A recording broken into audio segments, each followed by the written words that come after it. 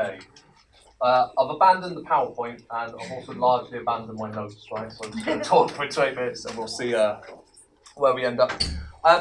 So I wanted to talk about what I'm calling Tantric Transhumanism for now. I'm going to assume everyone's kind of familiar with transhumanism already, but if you're not, the gist of the idea it's not a new idea necessarily, but as a movement, it's relatively new. So the Extropian movement in America begins in 1988.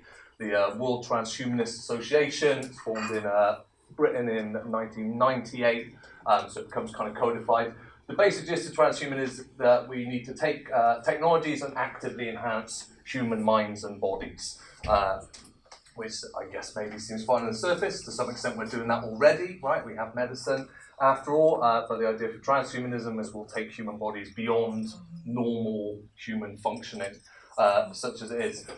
The key thing I think about transhumanism is that in its mainstream face, if you like, if it can be called mainstream, presents itself as a kind of rationalist ideology, if you like. It's a kind of ideological descendant of the Enlightenment. So this is about progress.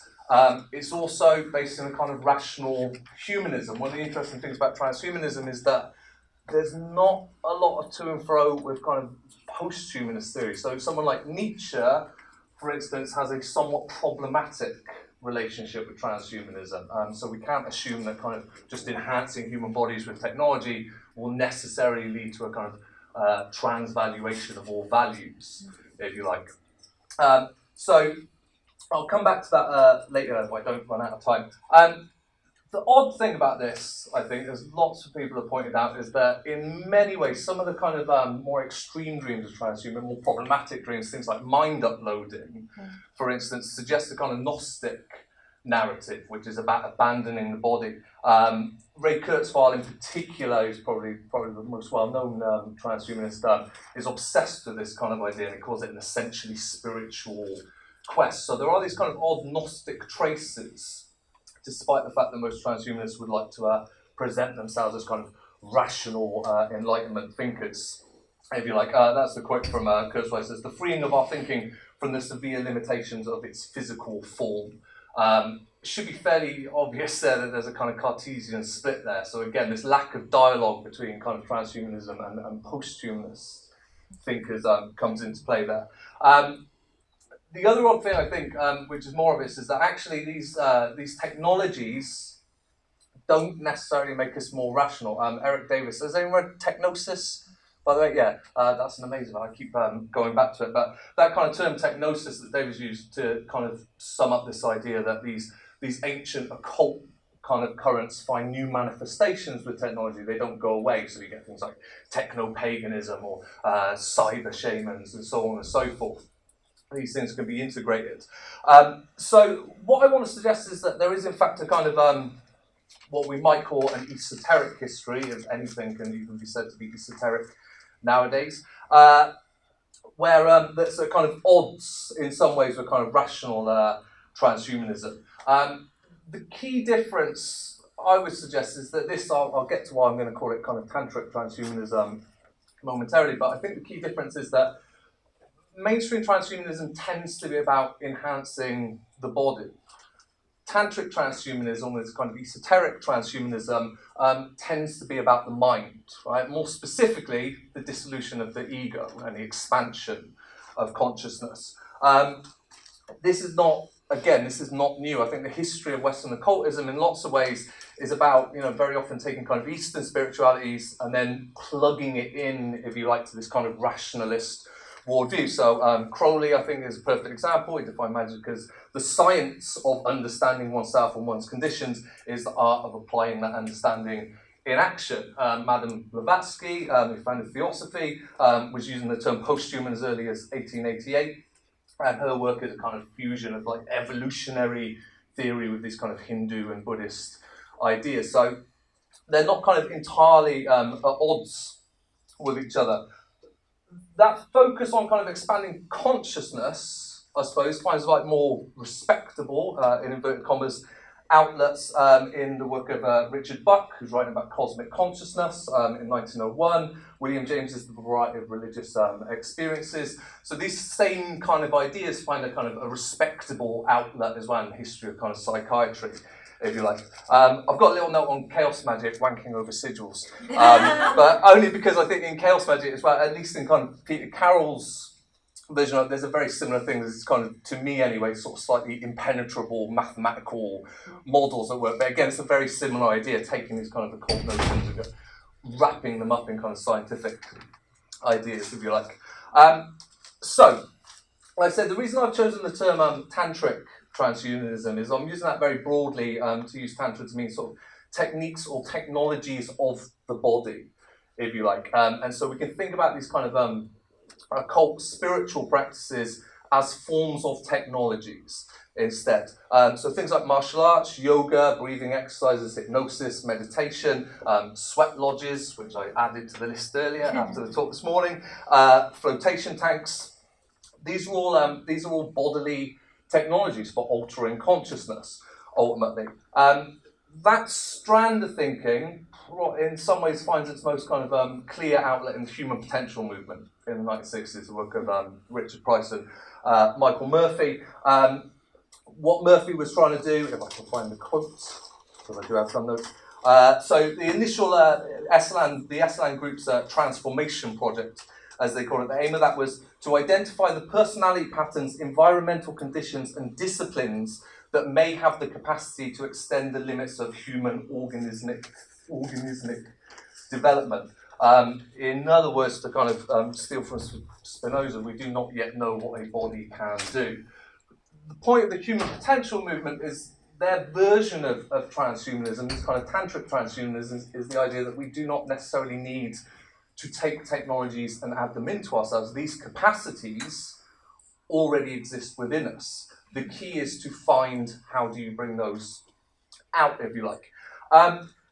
The other key difference, I think, what we find in kind of mainstream transhumanism, in terms of its view of consciousness, is the emphasis is very much on increasing kind of rational, linear consciousness. And although lots of people might not entirely be up for having kind of chips and whatnot put inside them, I think actually of all the transhumanist technologies, things that enhance rational intelligence, so linear intelligence, will be the things that are picked up most quickly, right? That's why almost all of us are addicted to coffee. That's why you can, there's various kinds of things that you can buy in Holland and Barrett that will keep you focused. That's because that form of transhumanism largely exists within a neoliberal framework. The question is not how can we be better human beings, the question is how can we be more productive human beings. Again, I've got issues with that, I'll come back to that later. What we find, by contrast, in kind of tantric transhumanism, at least in the history of psychedelics, particularly the way psychedelics were popularized in the 1960s, is again a focus on kind of expanding consciousness and getting beyond the self. So it's a definite move away. It doesn't preclude linear intelligence, but nor does it say this is the only form of intelligence. So for Groff, Stanislav Grof called these the transpersonal domains of consciousness. Timothy Leary, I think, is probably the key figure here. Leary's work, especially info psychology, is clearly an early form of transhumanism. And if you look at that book, it's no coincidence that Leary explicitly places himself in a kind of lineage alongside Crowley, Gurdjieff, and so on. So he calls them evolutionary agents, I think. But again, what Leary is doing is he's taking these ideas and he's updating them with kind of cybernetic metaphors. I think that's quite a useful approach, because one thing that we can do, as Hess has pointed out, is if we take that view and we look at these things as chemical technologies, it suddenly becomes possible to view the history of shamanism as a history of what we might call low-tech cyborgs. Basically, they fuse with the technology, they start functioning differently. I think we can take that the other way as well, in as much as we might look at actual cyborgs as high-tech shamans, because they've breached the barrier between the apparently separate worlds of the natural and the artificial. Also, it takes the emphasis off merely being more productive, fitter, stronger, so on, that kind of $6 million man version. there's a lot of work into this. Latora calls it trans spirit research, like I say, which is, I prefer kind of Tantric Transhumanism, maybe just because I made that one up. But trans spirit research works as well. But again, the idea is, how do we study these things? So the emerging discipline of neurotheology, for instance, finding out what's going on in people's brains when they see God. Can we find the button, if you like, to see God? These are difficult areas, because as ever, what we don't want to do, I suppose, is reduce that experience merely to something material. On the other hand, it seems to me fairly obvious that if it is possible for us to induce those experiences, they are of enormous benefit. I don't really know anyone who's had a profound psychedelic experience and went, well, that was just my chemical imbalances. You know, most of us take something from it. So, there's lots of studies, I'm sure everyone's familiar, certainly on studies about how meditation and prayer affects people, the immune system in particular. Very religious people tend to live longer, which is an affront to many atheists, but again, it's not necessarily about the transcendental aspect of that, it's about how does someone get into that kind of state of mind, if you like. So the key question, I suppose, as ever with these things, is why bother, right? Why is this important in the first place? The history of transhumanism, I think, inevitably is haunted by the spectre of eugenics. There's no getting away from that. Now, there'll be lots of kind of ideological divides, I suppose, but my position is, in principle, I have no problem with human enhancement. It just depends, does that person get to choose whether they want to be enhanced or not?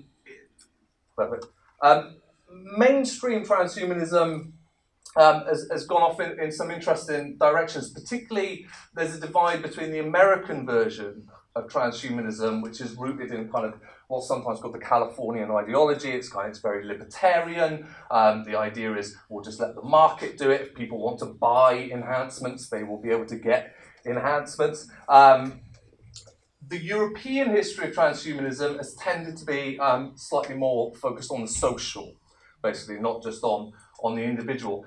Nevertheless, as I said earlier, both of them present this kind of rational philosophy. So the European variant tends to be kind of utilitarian, basically. Now, I'm just as suspicious of that as I am of the libertarian aspects in some respects. What my argument is that what's needed in transhumanism, if it is indeed my place to say, is for a dialogue between this kind of this hidden history, this esoteric history, which is about expanding consciousness and finding kind of new post-human forms of consciousness, and getting away from what we might call the human in transhuman. More than that, there seems to be an obvious problem in that most transhumanists assume that once you start adding robotic prosthetics to yourself, that you will still remain the same person that you were. Or indeed, if you upload your mind into a computer, you will still remain the same person that you were. It seems to me fairly obvious that there are massive philosophical problems with that as it is. Ogilvy writes that, he said of the human potential movement, they can provide transhumanism with a vision of possibilities for the human condition seen whole that reflects real wisdom rather than a narrow obsession with logical, analytic intelligence. And indeed, a focus on being kind of productive. This version of transhumanism emerges effectively from neoliberalism. At the more extreme end, just because I'm very fond of this quote, we've got Terence McKenna. Terence McKenna talks about, many transhumanists talk about what they call the technological singularity. So the idea that eventually we will get to a point where we no longer know what the world will be like or what transhuman beings will be like. For Terence McKenna, the use of psychedelics is very much a kind of a form of practice in preparation for that. So his quote, he describes this as like a transition from a lower dimensional world, say a world of 2 or 3 dimensions, to a world of 4, 5, or 6 dimensions. This is what I believe actually happens to a human brain-mind system under the influence of psychedelics. So in a way, the best practice for the approach in singularity is the repeated dissolving and reconstituting of one's personality through the use of psychedelics, a microcosmic anticipation of a macrocosmic event in history. We don't necessarily have to agree with McKenna, and nor do I think will that convince most people to engage in the use of psychedelics. But nevertheless, I think kind of in terms of, increasingly, like, what's interesting to me about the lack of debate, if you like, between transhumanism and post-humanist critical theory, which is largely a one-way street. I think Catherine Hale's How We Became Post-Humanist, is a direct kind of engagement with transhumanist ideas. Transhumanism tends to kind of not engage with any of those ideas at all. But I think reconfiguring these corporeal technologies and these chemical technologies in transhumanist terms will be a way of bringing the two things together, so we can work together. I might run out of time. I've got plenty of time. Still got 6 minutes. Still got 6 minutes. Right, I'll do the proper conclusion that I actually wrote down. That's right. So, what I've argued is that focusing on an entirely rational form of transhumanism precludes states of consciousness and ways of knowing, such as the variety of forms of consciousness identified in the history of trans spirit or tantric transhumanist research. These states of consciousness are transhuman in as much as they are far removed from ordinary waking consciousness, or rather what we experience as such. Indeed, the psychiatrist Stanislav Grof refers to such states as transpersonal. If the dangers of rational instrumental transhumanism lie in creating a self that's separate from the world, then tantric transhumanism can sometimes result in a deletion of the self that erases all separation from the world. I think it's worth highlighting that we're not saying, well, we should swap one for the other. There are plenty of acid burnouts in the world after all. As Deleuze and Guattari warn, the organism must always retain enough of itself to reform each morning. That being said, the obvious benefits of both forms of transhumanism are obvious. One of the recurring, even defining features of transpersonal states is a sense of the interconnectedness of all things. Such an experience is often at odds with an ideology of rational libertarianism and its hyper-individualistic vision of the self. Given the potential consequences, it's necessary then to address questions of power and social divisions, if such technologies are not to rapidly exacerbate already existing social divides, such as the creation of technologically enhanced upper class and a merely human lower class. Much of the problem here arguably lies in transhumanism's focus on changing bodies rather than minds, and on the individual rather than society as a whole, both locally and globally. It is the allegedly less rational strains of transhumanist thought that not only emphasize the transpersonal dimensions, but also provide the techniques and technologies to experience them. Increasingly pressing concerns to do with social activism and ecological thinking can be facilitated by experiencing the dissolution of the self-world divide. And the emerging technologies so central to transhumanism's future dreamings can be put to use not just by individuals, but by communities, nations, and ultimately the world. I think that's about it.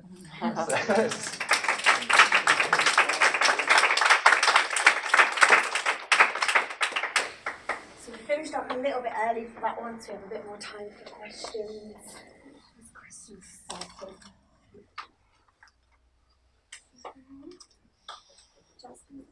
I'm curious, because I'm more familiar with post-humanism than I am transhumanism.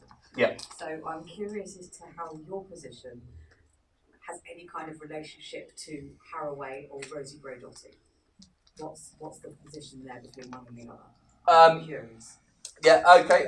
So in kind of philosophical, ontologically even, I'm aligned with Haraway and Braidotti. So although I think, thinking, right? yeah.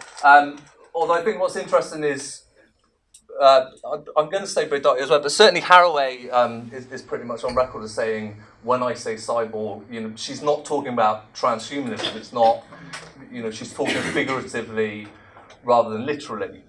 So I guess the point where I would edge away is that I would tend to get slightly more literal about it.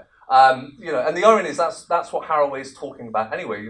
We are already there. As soon as we all leave, almost everyone is going to check their phones and plug into the system again. So that transformation, I think, is inevitable.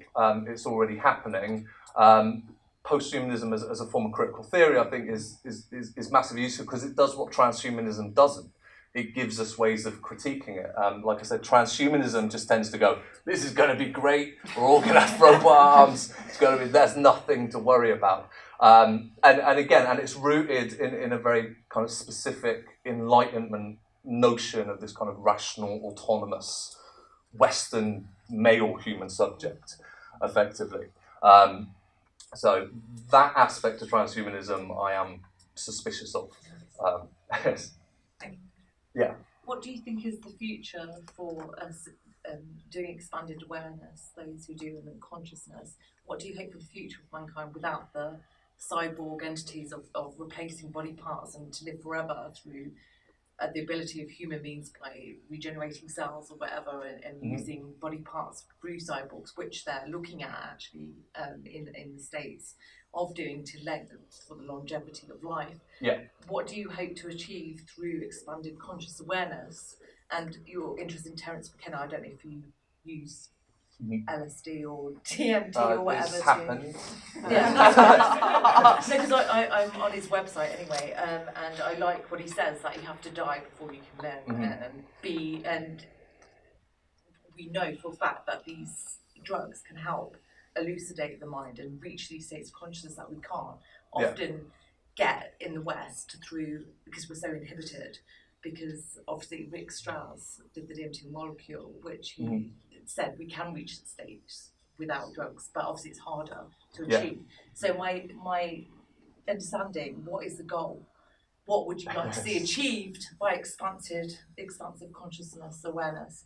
Would you like us to live, maybe say, with the understanding of we reach a state of consciousness without our human bodies? So we are, because everything is projection, isn't it? Do you believe that? Everything is projection of mind and the subconscious. I think the notion of bodiless consciousness, at least the kind of individual bodiless consciousness, is a difficult one. In terms of, like I said, I think you're right. Like you said, it's not just about those drugs and psychedelics as such. There are other ways of reaching it. So in terms of individuals, I think anything that helps us to know ourselves seems obviously that's a good thing. In terms of my own personal wildest future dreamings, if we are going to enhance our bodies, and in some ways I think we might have to, something like climate change potentially might force us to adopt transhumanist technologies simply in order to survive. Would you be happy doing it? Sorry? Would you be happy doing it? No, but again, it might be that we have to. The other option, I think, is space migration. So inevitably, I think once we have life extension, and you're right, we'll all be degrade. Oxford says the first person to live to 1,000 years old has already been born, because that technology is taken off. The terrifying thing about that is if we keep the current social structures and we go, you get to live to 200, so you can work until you're 190. That seems to be nightmarish. The more obvious option, I think, with life extension is space exploration. Right? We can enhance our bodies. We can live longer. So that 6-month trip to Mars is. Sorry? Isn't it better to work on our own planet first? Do you believe that we're going to have a dissolution of our planet? Do you believe that's a possibility? And that's why we have to. No, I've worked very hard over the years to become an optimist. So again, I don't necessarily. One of the things I think is useful about kind of posthumanist theory is that distinction between kind of technology and the natural is a false distinction, I think. So technology came about through expansive conscious awareness, didn't it? The marrying of both together created this technological advancement that we see today. Yeah. And it could be the same thing that saves us as well. So, for instance, do you believe, though, because you were talking, I don't know if you were saying it, but I remember somebody talking about it, I think it was in your talk actually, this lady here, about being able to physically move objects through the mind, etc., which Tibetan monks have been able to do. Can we not introduce those technologies through our own being of expanded consciousness awareness, like bringing a whole building down through sound and vibration, maybe, you know, and conscious thought, like the Borg.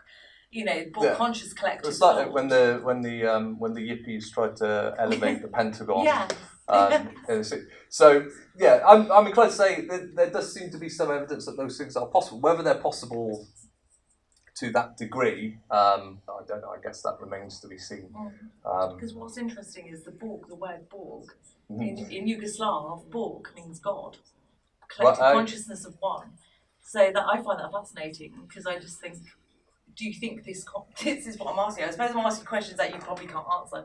Do you think, what is it that they're trying to achieve? Do they want a collective consciousness of a Borg, of people that are like-minded, or is individuality going to be eradicated? No, but I think that the nature of the psychedelic experience, I suppose, is that you develop a wider collective consciousness. But it's certainly not about we're all thinking the same thing now. It becomes a kind of collective consciousness that is about, well, how can we make everyone be as much them as they could possibly be? Not just humans, by the way. I mean, nature, animals. Yes, absolutely. Because we're all resonant with each other, we affect each other. Yeah, but sorry. Yeah.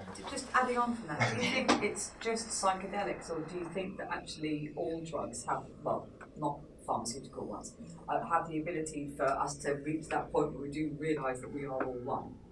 I've had that moment, and it wasn't when I was taking hallucinogens. Yeah, well, I mean, that's, William James, I mean, in the Varieties of Religious Experience, he points out that actually that experience is available to everyone. Sometimes it just happens naturally. You know, Colin Wilson talks about this as well, kind of what he calls faculty X, that kind of sense of that life is meaningful in some way, that it's worth getting out of bed in the morning. So it's not necessarily that drugs, I guess psychedelics can certainly speed that up.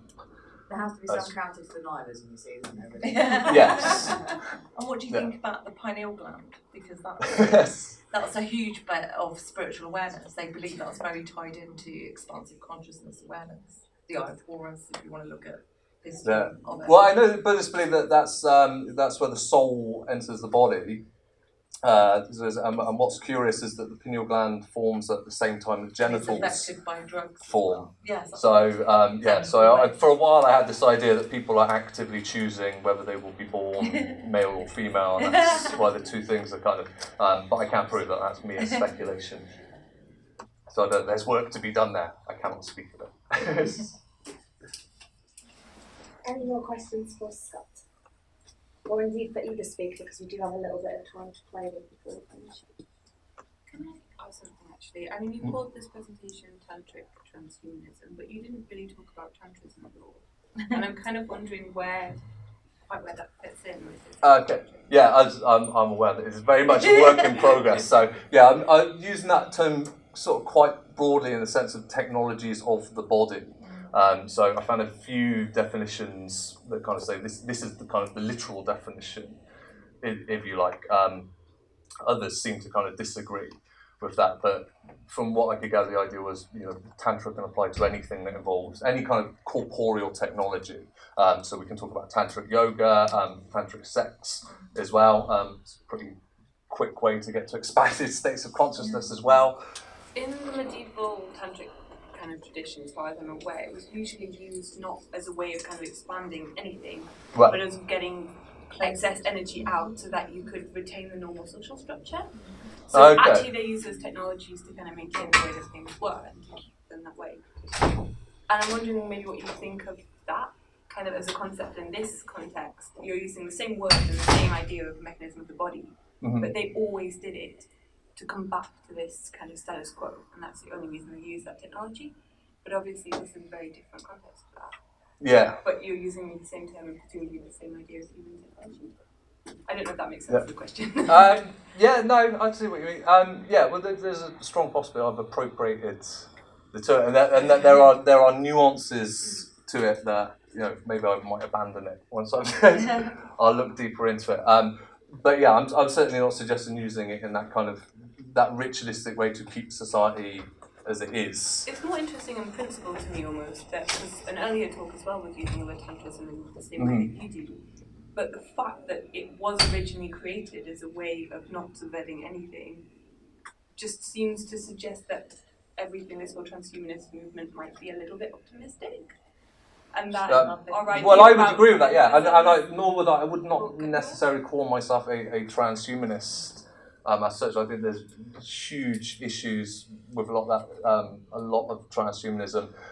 Like I said, the American variant is very sort of libertarian and quite dangerous. The Italian transhumanist movement has now split into two, with one explicitly fascist faction, which again was always kind of is there bubbling under the surface anyway. But to hear people sort of going, we're actively going to enhance people whether they want to be or not is terrifying, I would say. Any last questions? Okay, well, thank you very much to Rebecca and Scott for really interesting papers.